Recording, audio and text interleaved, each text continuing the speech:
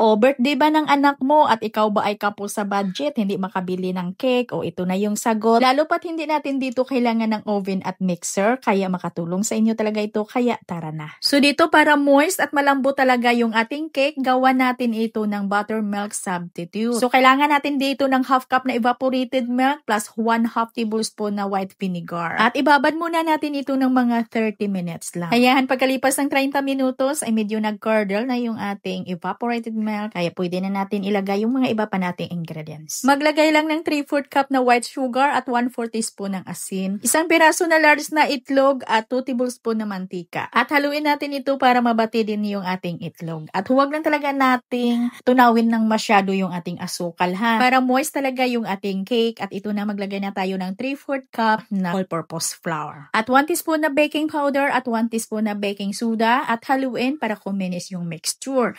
At pag well combine na, wala na tayong makikita ng hulu harina na medyo makinis na yung kinahuyan, huwag na talaga natin itong ma-over mixing para mananatili talagang moist yung ating cake. At yung cake pan ko na ito ay may sizes ito na 7x3 at nilagyan ko yan ng parchment paper. At mainit na yung aking kasirula mga ga, bago ko ito isa lang at naglagay lang ako dito ng patungan. Walang tubig yung kasirula natin ha. At mahina lang dapat yung apoy natin dito para maging flat lang talaga yung ating cake. Ayan, sa loob ng 35 minutos sa mahina lang na apoy ng kalan ko ay ito ay naluto na. At ito'y tingnan-tingnan lang talaga natin para hindi din masunog at nag-steak lang tayo. Pag malinis na yung ating steak ay ibig sabihin ay luto na yung ating cake. At masyadong malambot yung ating cake kaya pinalamig ko muna ito bago kinuha sa kanyang hulmahan. At gawa natin ito ng glaze at ito'y optional lang naman. Depende na ho yan sa inyo. Pwede naman maglagay kayo dito ng margarine or di kaya cheese.